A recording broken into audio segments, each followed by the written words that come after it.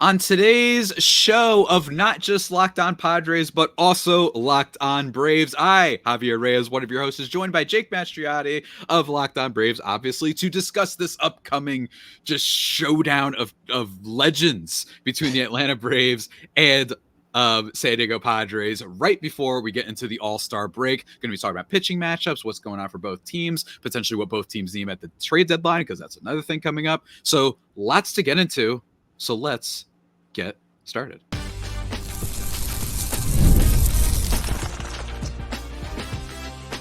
You are Locked On Padres, your daily San Diego Padres podcast. Part of the Locked On Podcast Network, your team every day. And welcome everybody to today's episode of Locked On Padres and Locked On Braves for some of you, Friday, July 12th or Saturday, July 13th or 13th. Yes, that's how dates work. Whatever you're getting this episode, it is for the weekend series between the Braves and Padres. I, as always, I'm your host with sometimes occasionally, but certainly not always the most, Javier Reyes. You can find me on Twitter at Javipeno, JAVIIPENO, the best handle in the game, of course, and also one of the best handles in the Locked On game at minimum. I must say, this is one of those handles that I'm surprised was available, I guess.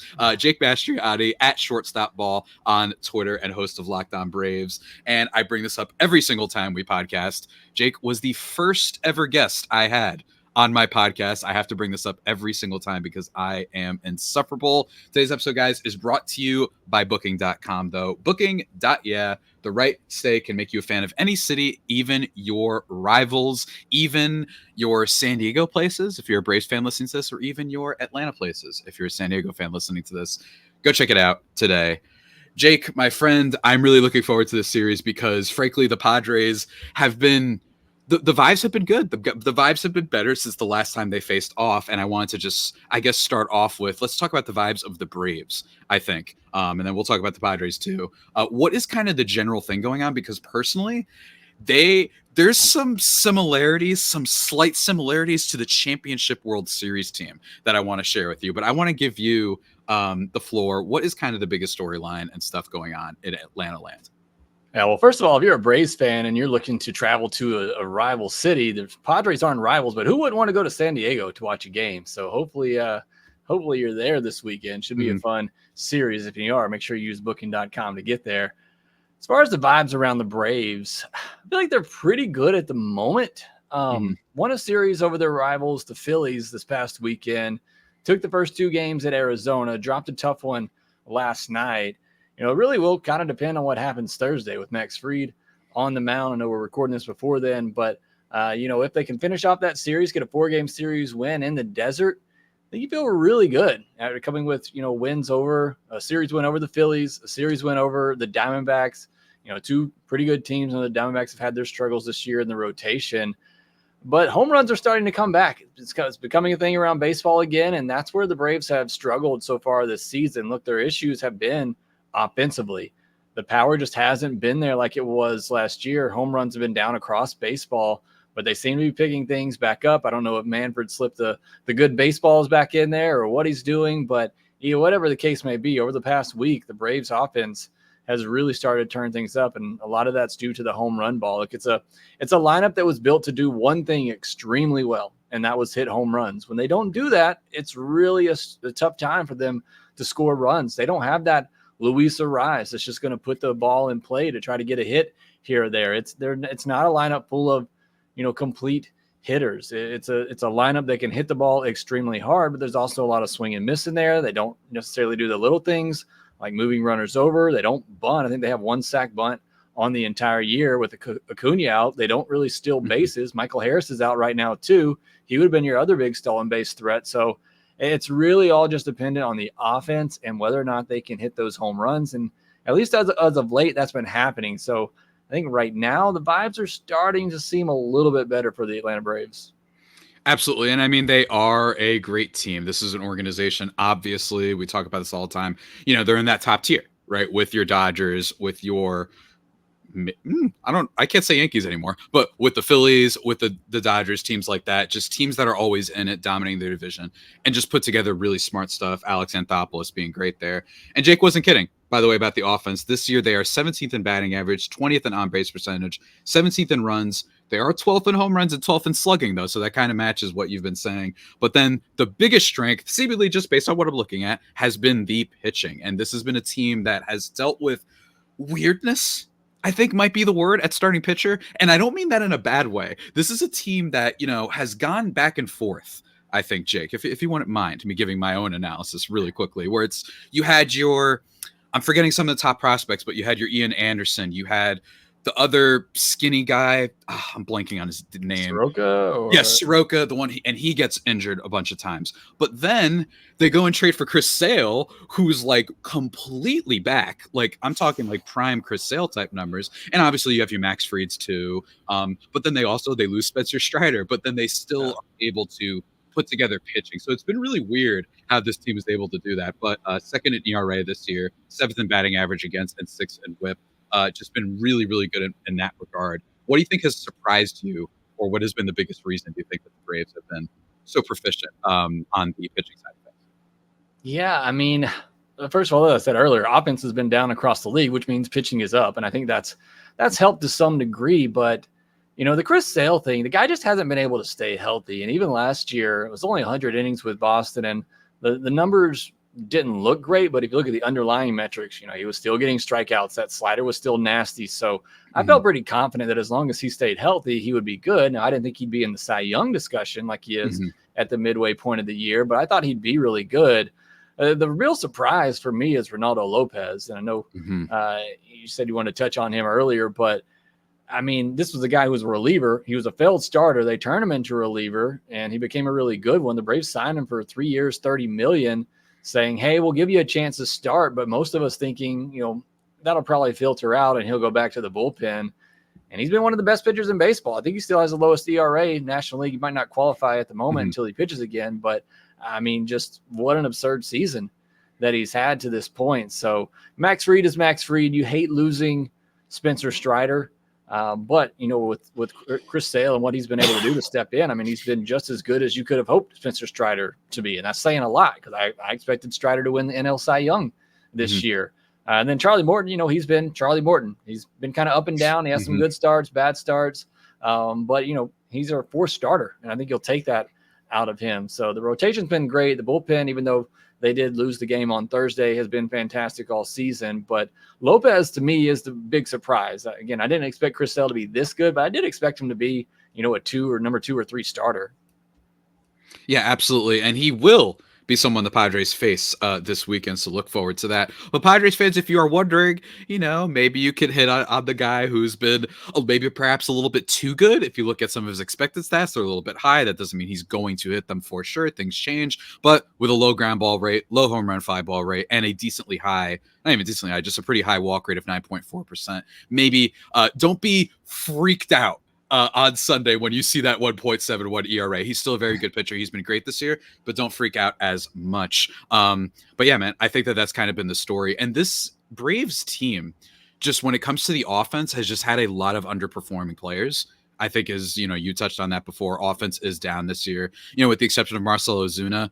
A lot of the big players, obviously Acuna being out for the year. Jared Kelenic is not as bad as I remember him being, but hasn't been, some superstar that can make up for your Sean Murphys, your Michael Harris who's been hurt. Matt Olson has been really surprising. That was an MVP kind of guy. So Padres fans could definitely relate to MVP quality players not having great seasons when you need them. But regardless, this is still a very potent team in a lot of ways. Austin Riley has been turning things up a lot lately, a 600 OPS.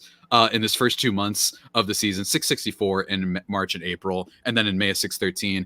And he's been tearing it up. This is why it's a long season. That's why he played the games. 909 OPS in June, 1100 so far through July. So I wouldn't mind, Mr. Austin Riley, maybe go through a little slump just for us.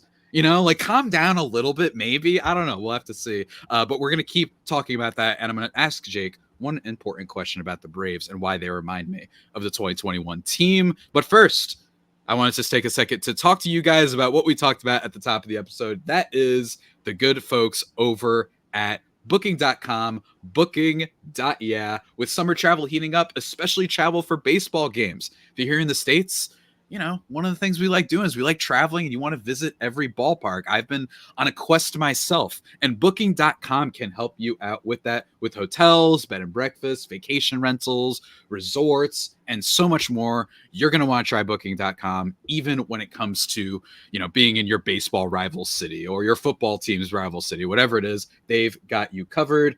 Stadiums, overlooking places, family-friendly resorts, whatever your situation is, they got you covered. Make your stay the right one with Booking.com. Go check it out on the site or in the Booking.com app. That's not all, folks. I also want to talk to you about our friends over at eBay. And here's the thing about eBay. You know it very well, but you might not be always familiar with eBay Motors, which is exactly what it sounds like, right? It's going to help you out with all your vehicle needs. Everything from superchargers, roof racks, exhaust kits, LED headlights, whatever it is and more, they've got you covered. Whether you're into speed, power, or style, with over 122 million parts for your number one ride or die, you'll always find exactly what you want. And with eBay's guaranteed fit, you know, they put little check marks. That way you're not buying the XLR8, 42 turbo and you needed the 41 turbo or whatever. Jake, shocker, I don't know cars. But whatever it is, they've got you covered. Go check that out. Keep your ride or die alive at ebaymotors.com. Eligible items only. Exclusions do apply. eBay guaranteed fit only available to U.S. customers, but go check it out. And just like that, everybody, back thriving and vibing here on the Locked On Padres, Locked On Braves crossover special. Jake, I have a take for you. Before we talk about Padres stuff, I have a take. This team has some slight 2021 vibes as someone from the outset. Is this lazy analysis? 100%, but that's who I am. I'm Captain Lazy. It starts from the fact that famously, Ronald Acuna Jr.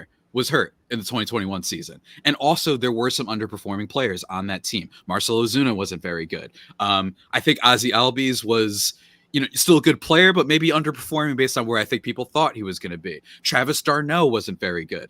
And then all of a sudden they make all these different trades, obviously, and they end up winning everything. But a lot of underperformances. I talked about Mike Soroka. He was expected to be pretty okay, right? Like Ian Anderson was expected to be, I think, a little bit more of a star caliber player. And he had his moments, don't get me wrong. But I'm wondering, is that kind of the vibe for this team? And this might segue into the Padres as well and what's going on with them.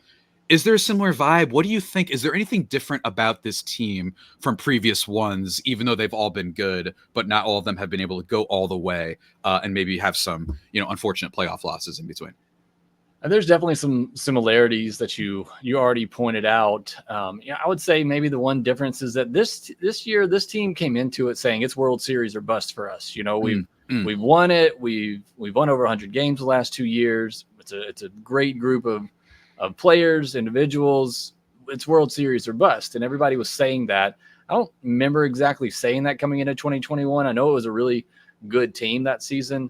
But I do remember that season just being extremely frustrating for 4 months, really, into that season. It was frustrating, really, up until the trade deadline. It was just a 500 ball club. And, after the first 3 weeks of the season, that's what this team has been. They've been a 500 ball club. They've been living off the success they had in the first half of April. So it's those same vibes where it's just you're trying to be confident because the talent is there, even with all they've lost. And look, it's got to be tough, mentally, even for this team. You lose the NL MVP favorite, you lose the NL Cy Young favorite, but in the first couple months of the year, that's tough to overcome. Not to mention they lost Sean Murphy on day one of the season. He was out for 2 months. Ozzy Albies has been on the IL for a little bit at one point. Austin Riley was unavailable for 2 weeks. I mean, they've had a lot of setbacks, a lot of injuries that have really, held them back at times. But just the play on the field just hasn't been there. And it's not as an exciting team as we all expect. I mean, we thought this would be one of the most exciting teams to watch in baseball. And now suddenly it's not. It can be a grind at times for a fan to turn on this Braves team and watch them. So that is how it felt in 2021. It was just extremely frustrating because you felt like that team was better, should be better, and they just didn't play like it for 4 months. And then you make the moves that they did, you get hot at the right time, and you just take off. So we're obviously hoping that's going to happen again. It's, not really betting on it, I guess you would say, but certainly that is giving some fans hope. Now, there's already some fans who told me they're done with the season. This team's terrible, that type of stuff. But I feel like this team still has the talent that if they turn it on, can be there, which is exactly how I feel about the Padres. And I know we talked about it last time. And going into the last series against the Padres and the Braves and in Atlanta in Truist, Padres are coming off, what did they get swept by the Rockies or something in Colorado? They were coming off a pretty embarrassing series, and then they come into Atlanta and win 3 or 4. And we said it coming into that series, that's just this Padres team. They can look completely terrible for a series against a terrible team. And then when they click and they play at the right time, I think they're one of the best teams in the National League. So I still feel that same way, but I feel like it's still, again, me from an outsider's perspective, I feel like that's still the same way to view the Padres. It's they can look like one of the best teams in baseball at times, and then at other times they just look completely lost. Yeah, absolutely. I mean, it's clearly better than last year. That is the number one thing that has to be brought up. Last year was one of the least clutch teams of the century, right? Like, this was a team that was disastrously bad whenever runners were on base, whenever the games were close, famously didn't win an extra innings game until September. Like, it was just a really bad team. This year, it's just been inconsistent, right? So they have all these great moments, and they're still 49 and 47, but they've had a rough skid lately that kind of vibes with what you've been saying and what we've been saying, which is that, you have a really great stretch. You're finally 5 games over 500. You're finally breaking through. Jackson Merrill, who I thought was having he's having a power surge. I thought at first he was going to be, you'll like this, an Ender Enciarte type of season where it's just solid, especially for a rookie at that age, but batting average on base. And instead, now he's hitting for power now. So he's been great there. There's been a lot of developments, but they lost this recent D-back series. They had, Saturday night, bases loaded, nobody out. They couldn't bring in the runs to score. They couldn't walk it off again. They walked off on Friday. And then the Sunday game, they just got killed. A poor kind of showing from the pitching all around. And then they dropped these 2 games against Seattle, the second of which involved Bryce Miller, who had a 6.28 ERA hit on the road heading into that start. And then they put up a donut, right? So it's just you don't know what you're going to get. Would it surprise me, Jake, if they swept the Braves? No, It would not surprise me. It wouldn't surprise anyone. And it wouldn't surprise me likewise, right? This is a team that has risen to the occasion at points. But I think all in all, their problem is going to be pitching. And we're going to talk about that in the pitching preview. But the fact that you just kind of don't know what you're getting from a lot of this pitching staff, and combined with the injuries to Yu Darvish and Joe Musgrove. Darvish on the restricted list, he has personal matters. But before that, injuries, right? So that's been kind of the story with this team overall, is they have been hitting. They've been one of the most clutch teams in the National League. And frankly, I believe all of baseball in high leverage situations, I believe they lead the league in WRC plus. So they've been great in that regard. But yeah, you're right. It's just one of those teams that you don't know what you're going to get, which is why I've been of the opinion that I do not want to go crazy at the deadline. I just don't think this team has shown you that you should go crazy. I think, to borrow from the Braves, they take a Braves approach. You know what I mean? Maybe add some decent right fielder, right? Someone who can play right field and maybe hit better against lefties for them. I think that would be a nice one. I talked about Taylor Ward on my show. He got traded, but there's some other guys out there that are not going to cost as much as the fun names. You're Luis Roberts, or go get someone on the Blue Jays. Go get all these sort of star level players, which I don't think is going to go trade for Brian Reynolds somehow. I don't know. I just don't think that that's the route they should go. And the same thing goes for the pitching with Crochet and all that. I think there are options out here. I think this is a sneaky, deep trade deadline. I don't think there's a lot of stars as say that one from 3 years ago when everyone here at Locked On was losing our minds the whole time. I don't think it's like that, but I just think there's solid Jesse Winker, 110 WRC plus type of guys out there that could really help this team. You Eric Feeds, you say Kikuchi's. I think there's options out there. I'm wondering though, Jake, the Padres are in desperate need of starting pitching and just an extra outfield at batter. I think while Tatis is hurt. What do you think is the vibe for the Braves heading into this trade deadline? It's interesting you say that about the Padres. With AJ Preller, I just feel like he's always looking to deal. So that's the funny part. That's what I want, but I know that he's not going to do that. Yeah, so I feel like you're all in. I mean, you're going to get ready to lose your top prospects, and to his credit, he does a great job of restocking those whenever he trades them. But I would not be surprised if the Padres go out and get whoever the top name available at the deadline is, because that just seems to be what AJ Preller does. And again, like I said, I feel like this Padres team, if they, kind of like the Braves in 2021, if they get in, and we know what you can do in that wild card series, we saw it last year with both the Rangers and the Diamondbacks. You just get in. If you're playing good baseball at the right time, you can win a World Series. So I would not be surprised to see the Padres go in and get that pitcher, maybe get a bat or two as well. For the Braves, it's all about finding some help in the outfield. Mm-hmm. That's what they got to be looking for at the deadline. I think they need to go out and find 2 bats. Doesn't have to be best in the world. You mentioned Jesse Winker. That's a name I've been talking about a lot lately. I just think he fits with what the Braves need. I mentioned earlier, they just don't have those guys that are well-rounded to be able to do different things, hit for average, get on base, put the ball in play when you need to score runs in other ways. Look, if the Braves are going to win, it's going to be dependent on if their core guys, if Riley plays like Riley, if Olsen plays like Olsen, Ozzie, on down the list, Michael Harris comes back and looks like himself. Nothing's going to matter if those guys don't hit and perform, but I feel like they need some help to try to find ways to score without the home run ball. And so getting somebody with some on-base potential, somebody with some speed as well to help you steal some bases. Because like I said, without Acuna, and right now with Michael Harris out with a hamstring issue, and who knows what he'll be willing to do once he comes back, probably won't want to push it on that and run too much. The Braves just don't have a lot of speed either. So that's what I'm looking for at the deadline. They just brought in Eddie Rosario, obviously has some history with the Braves, had a big hit in his first game back. So again, that's what I'm looking for as the Braves. Can they get a bat? The problem is if you don't get somebody who's a rental, Jared Kelenich's been great for the Braves since Ronald Acuna Jr. has gone down. He looks like maybe he's going to be the left fielder of the future. You have Michael Harris locked up long-term in center. You have Acuna locked up long-term in right field. Who knows what he's going to look like next year coming off a second ACL injury. But your outfield could be locked up. So as you look at some of these trade targets that you could be going after, it might have to be a rental. I mean, I feel like you get whoever you can get and you worry about all that later, who's going to play next year. But, no doubt, I think the Braves need to find a bat. Starting pitching, bullpen, I feel like teams are always looking for those to add depth, but I don't think it's a necessity for the Braves. They have a very good bullpen. They have a great rotation, as we talked about earlier. And they even have guys that, in the rotation they haven't had to call on. And AJ Smith-Shawver that's making his way back, a Hurston Waldrop, and Ian Anderson who's working his way back from injury. So they have a lot of depth there on the rotation as well. So I think the big priority for them is going to be finding at least one regular bat in the outfield that hopefully, in my opinion, somebody that can get on base and maybe steal as well.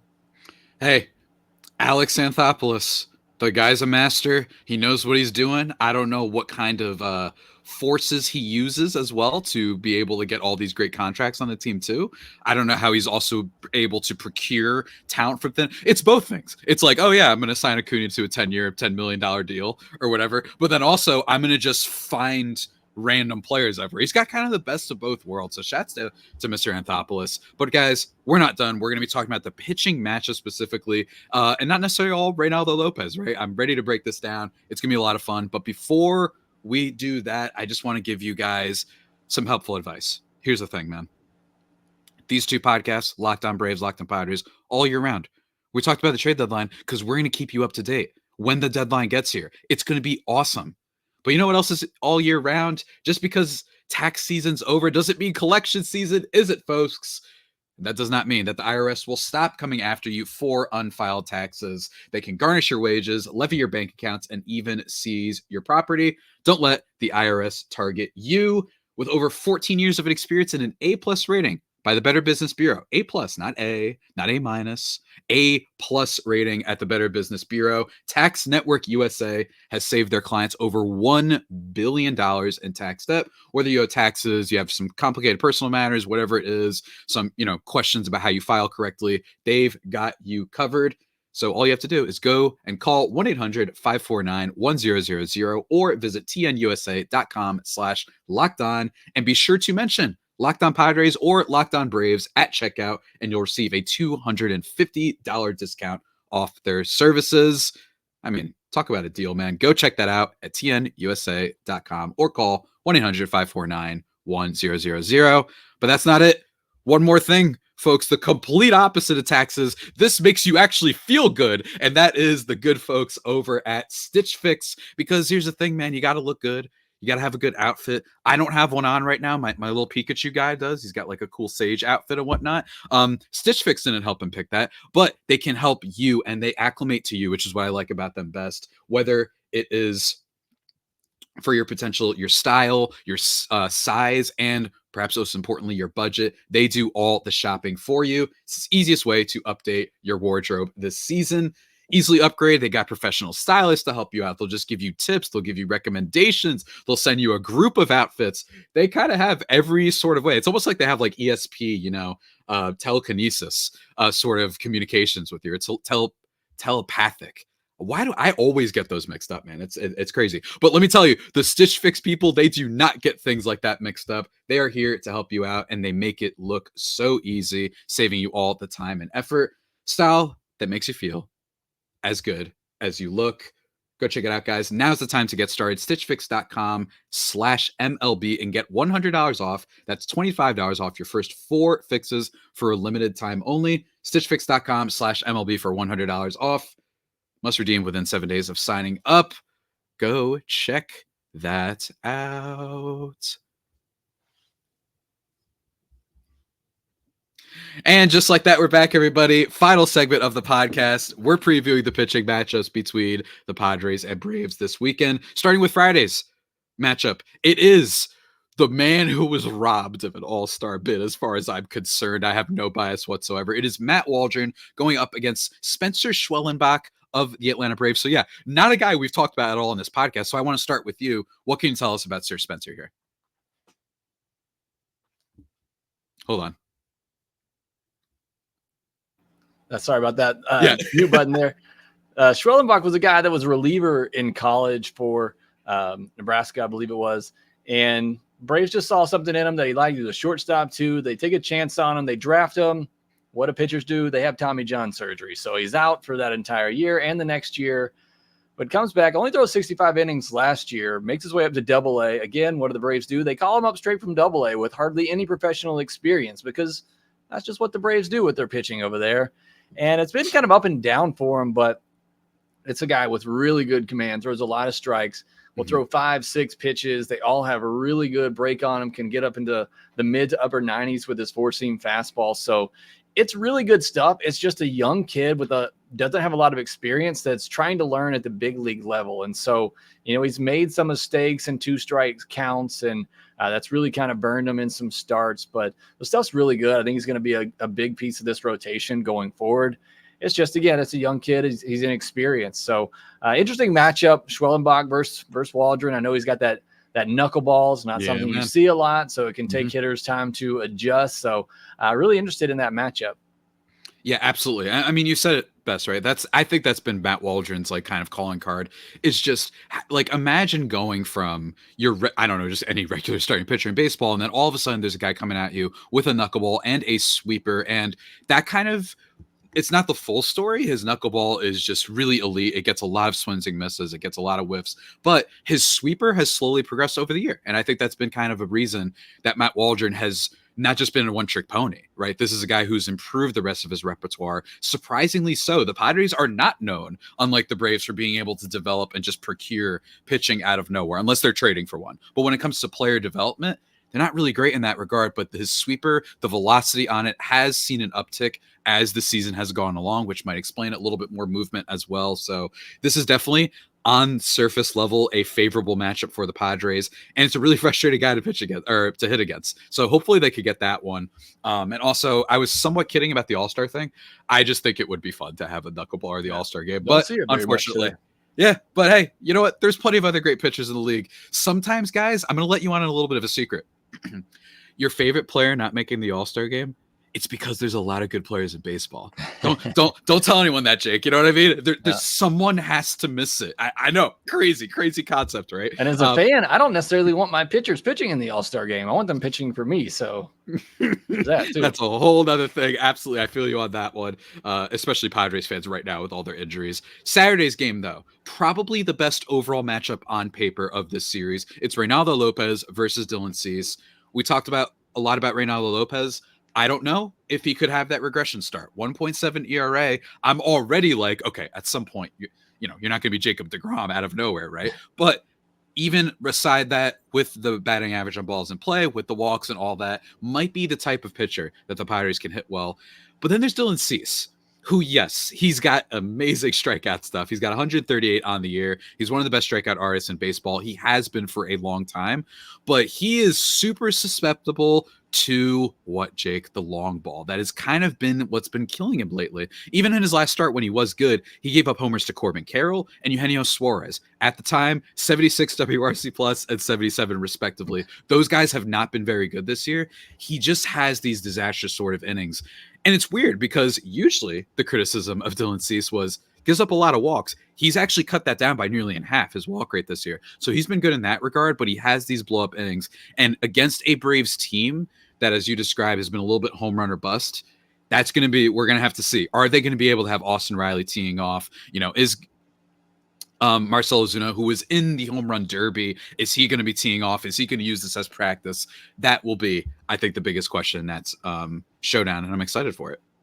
Yeah, and Cease, I believe, is the one pitcher the Braves actually got to when they came to Atlanta. So yeah, hopefully that continues. And look, it could be a game where Cease strikes out 9 or 10 batters. Mm-hmm. Maybe he gives up a couple of home runs. The Braves put a 4 spot on him. I think that's definitely what they're going to be looking to do, is just take advantage of the couple of mistakes that he might make and make him pay for it by hitting it out of the ballpark. I mean, that really is the Braves' plan against most pitchers, but it sounds like Cease might be a little bit more susceptible to that. As for Lopez, I'll tell you, Javi, I've said since April, I said there's going to be regression coming. I say it almost every podcast after he pitches. My listeners can tell you, and it just hasn't happened yet. So maybe he is just that good. Maybe he is Jacob deGrom. I don't think that's the case. For Lopez, for me, it comes down to, can he command his stuff? He's got the good fastball, the good slider comes off of it. Does he have that curveball to get lefties out?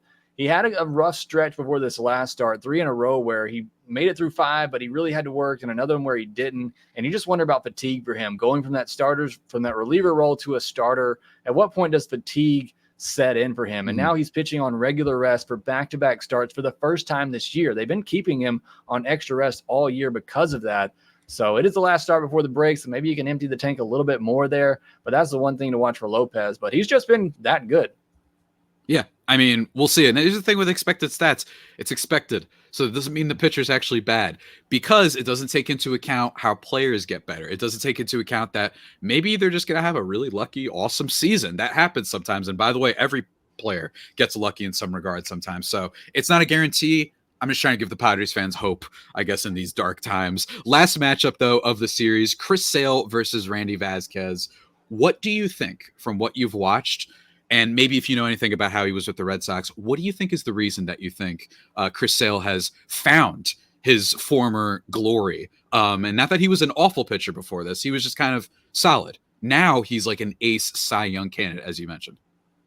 I mean, I think it's as easy to say as that he's healthy. He's talked about it a lot this year, that he said he's felt as healthy as he has in a long time. He said it was the first time in a while that he wasn't rehabbing during the off season, and that he was able to have a regular off season and come into the year, to be able to prepare for it. So just from his own words, that's what he has attributed the success to this season. But I mean, he's always had great stuff. I mentioned it earlier. I mean, a fastball that can get up to 96 and 97 from a weird arm angle. The slider's always been really, really good. And sometimes, most times this year, he's had a really good changeup to go off of it. Didn't really have it in his last start. So it was mostly just fastball slider, but it's just a tough pitcher to pick up as well, just because of that arm angle. So, and he doesn't walk a lot of batters. He has a very low walk rate, and he strikes out a ton. So, I mean, that's exactly what you're looking for with Chris Sale. But again, from his own words, he attributes it most to just being healthy and finally having one full healthy offseason to prepare.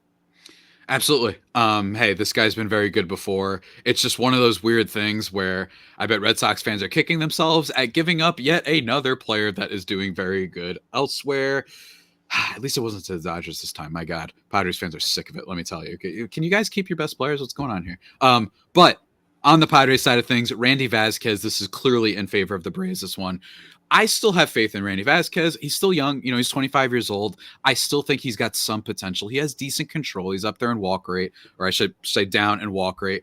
But basically, with the exception of his curveball, which opponents are only hitting 186 against, this guy has been very, he's going to get hit hard. And maybe this is, believe it or not, the type of pitcher that maybe the Braves offense will be maybe trying too hard.